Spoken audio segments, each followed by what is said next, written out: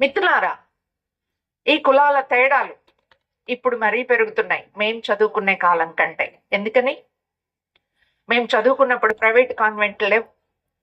అందరం వీధి బడిలోనే చదువుకున్నాం. అందరూ ఊరు హై స్కూల్లోనే చదువుకున్నాం. అక్కడ అన్ని కులాల వాళ్ళు ఉండడమే కాదు, ఊళ్ళో ఉన్న పెద్ద భూస్వామి పిల్లలు, కూలి చేసుకునేటటువంటి వాళ్ళ పిల్లలు అందరం కూడా అదే స్కూల్లో చదువుకున్నాం. ఆనాడు చిన్న వయసులో తారతమ్యాలు తెలియనటువంటి వయసులో అన్ని కులాల వాళ్ళం స్నేహితులం అయ్యాం. ఈరోజు ఆ వాతావరణం ఉందా అని నేను అడుగుతా ఉన్నా. అంటే ఒక మంచి సమాజాన్ని మనం సృష్టించుకోవడం కాకుండా ఈ సమాజంలో అన్ని చెడుగుల్ని మన నెత్తి మీద రుద్ది మీ కర్మ అంటున్నారు. ఇక్కడ కూర్చున్న వాళ్ళకి ఎవరికైనా అప్పులు లేకుండా ఉన్న వాళ్ళు ఎవరైనా ఉన్నారేమో నాకు తెలియదు. నేను చాలా చోట్ల అడుగుతున్నా, అప్పు చేయకుండా ఉన్న వాళ్ళు ఉన్నారా అని. కనిపించడంలా నాకు. మైక్రో ఫైనాన్స్ అప్పులు కూడా మిత్రులారా, ఇవి కూడా చాలటం లేదు. కాబట్టి ఏంటవి ఫోనుల్లో లోన్ యాప్లు, ఆ యాప్లో నాకు లోన్ కావాలంటే లోన్ వచ్చేస్తుంది. నువ్వు లోన్ తీర్చకపోతే నీ వెంట పడతాను. ఎందుకింత రుణాల ఊబిలో కూరుకుపోయారు? మీ అందరికీ తెలుసో లేదో నాకు తెలీదు. అన్ని రాష్ట్రాల కంటే ఆంధ్ర రాష్ట్రంలో అప్పులు ఎక్కువ చేస్తున్నారట. ఈ అప్పులు చేసేటటువంటి వాళ్ళల్లో కూడా ఆడవాళ్ళు చాలా ముందున్నారట. 1,00,000 మందిలో 60,000 మంది అప్పులు చేశారు అనేటటువంటిది ఒక లెక్క. ఇది నా లెక్క కాదు, సర్వే చేసి వెల్లడి చేసినటువంటి లెక్క. దీని ఫలితం ఏమిటి అని చెప్పేసి అంటే, ఈ రుణాల ఊబిలో కూరుకుపోయి ఎన్ని రకాల కష్టాలు పడుతున్నారు అనేటటువంటిది నేను చెప్పాల్సిన అవసరం. సో మిత్రులారా, ఇలాంటి సందర్భాలు సంక్రాంతి కావచ్చు, లేకపోతే అది క్రిస్మస్ కావచ్చు, లేకపోతే రేపు తిరునాళ్ళలో వచ్చేటటువంటి కాలం కావచ్చు, నలుగురు కూర్చొని సరదాగా మంచి చెడు మాట్లాడుకునేటటువంటి కాలాన్ని మనం పెంచుకోవాల్సిన అవసరం ఉంది. అలాంటి కాలాన్ని మనం పెంచుకోవాలి అని చెప్పేసి అంటే, మనం ఒక్కరిగా కాదు అందరంగా సుఖంగా ఉన్నప్పుడే మనం సుఖంగా ఉండగలం అనేటటువంటి ఆలోచన మనకి పెరగాల్సినటువంటి అవసరం ఉన్నది. అందరి ప్రయోజనాలు, ఉమ్మడి ప్రయోజనాలు అనేటటువంటి ఆలోచన కూడా పెంచుకోవాల్సిన అవసరం ఉంది. దానికి భిన్నంగా ఈరోజు సీరియల్స్, ఈరోజు సినిమాలు, ఏమి సినిమాలు వస్తున్నాయి మనకి. వాడెవడో కలప దొంగతనం చేస్తాడట, వాడు హీరో. తగ్గేదేలే అంటే నే తగ్గేదేలే అంటున్నారు.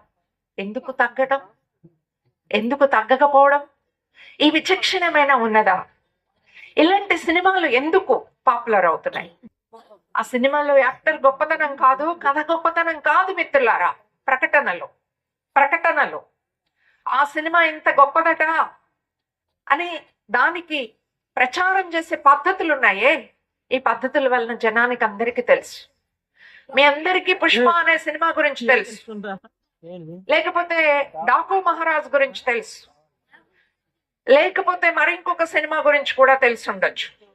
మీకు ఎవరికైనా లప్తా లేడీస్ అనే సినిమా వచ్చిందనేది తెలుసా? తప్పిపోయిన మహిళల గురించి తెలుగులో కూడా ఉంది మిత్రులారా. తప్పిపోయిన మహిళల గురించి చెప్తూ ఆ మహిళలు ఎంత సమర్థవంతులో చెప్పినటువంటి కథ గురించి మనకు ఎంతమందికి తెలుసో నాకు తెలియదు. ఆ సినిమా గురించి ఎంతమందికి తెలుసో నాకు తెలియదు. సినిమాల్లో ఈరోజు ఆడవాళ్ల అంగాంగ వర్ణన కెమెరా దృష్టి పెట్టి ఆడవాళ్ళని తేలిగ్గా చూసేటటువంటి ఒక సంస్కృతికి భిన్నమైన సంస్కృతి ప్రజా సంస్కృతి. ఇక్కడ సుందరయ్య విజ్ఞాన కేంద్రం పేరిట సుందరయ్య గారి జీవితం గురించి కూడా అద్భుతంగా ఇక్కడ మన పిల్లలు వేశారు. ఆయన ఈ రాష్ట్రంలో, ఈ దేశంలో ప్రజలందరికీ ఒక మంచి రాజ్యం రావాలా అనేటటువంటి దానికి పోరాడి నిలబడినటువంటి ఒక మార్గాన్ని చూపించినటువంటి వ్యక్తి. ఆయన ఏం చెప్పాడో మనం మన బిడ్డలకి చెప్పాలా, వివేకానందుడు ఏం చెప్పాడో మన బిడ్డలకి చెప్పాలా, అంబేద్కర్ ఏం చెప్పాడో మన బిడ్డలకి చెప్పాలా. ఈ దేశంలో భగత్ సింగ్ లాంటి యువకుడిగా స్వతంత్రం కోసం పోరాడినటువంటి ఆయన ఏం చెప్పాడో మనం నేర్చుకోగలగాల, మన బిడ్డలకు నేర్పాలా.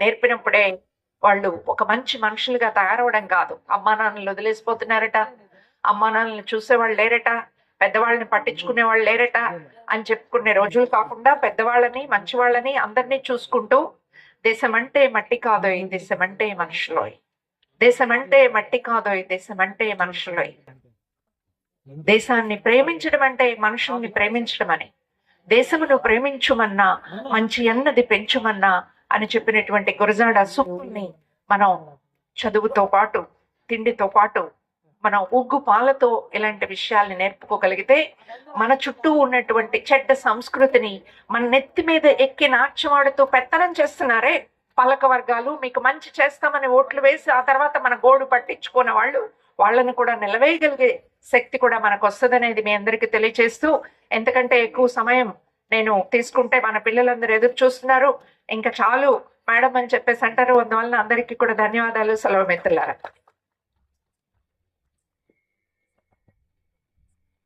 ఇప్పటి వరకు మాట్లాడినటువంటి రమాదేవి గారికి ధన్యవాదాలు. ఇప్పుడు వ్యవసాయ కార్మిక సంఘం జిల్లా నాయకులు నెరిసిలి వెంకటేశ్వర గారిని మాట్లాడవలసిందిగా కోరుతున్నాం. కార్యక్రమానికి అధ్యక్షత వహించిన పద్మ గారు, మన ఈ కార్యక్రమానికి వచ్చినటువంటి ముఖ్య అతిథి ఐద్వా రాష్ట్ర కార్యదర్శి డి రమాదేవి గారు, అట్లాగే నాగూరు గారు, ఇక్కడ మన శ్రీను, సోదరులారా, ఇప్పుడు దాకా రమాదేవి గారు చాలా విషయాలు చెప్పారు. పిల్లలందరూ కూడా మళ్ళీ డ్యాన్సులు వేయాలని ఎదురు చూస్తూ ఉన్నారు. మీరు కూడా ఆ డ్యాన్సులు చూడాలనేటువంటిది మీ మనసులో కూడా ఉంటుంది. మేము టైము ఎక్కువ తీసుకోను, 2 విషయాలు మాత్రం నేను మాట్లాడతాను. మొదటిది, మంగమూరు గ్రామ ప్రజలకు సంక్రాంతి శుభాకాంక్షలు. సంక్రాంతి సంబరాలు జరుపుకున్నటువంటి మంగమూరు గ్రామ ప్రజలందరికీ అభినందనలు. అంటే సంక్రాంతి సంబరాలు మన గ్రామ సేవల్లో ప్రతి గ్రామంలో జరుగుతూ ఉన్నాయి. ఒక 25 ఏళ్ల క్రితం సంక్రాంతి సంబరాలంటే ఆనాటి ఉన్నటువంటి కళలు,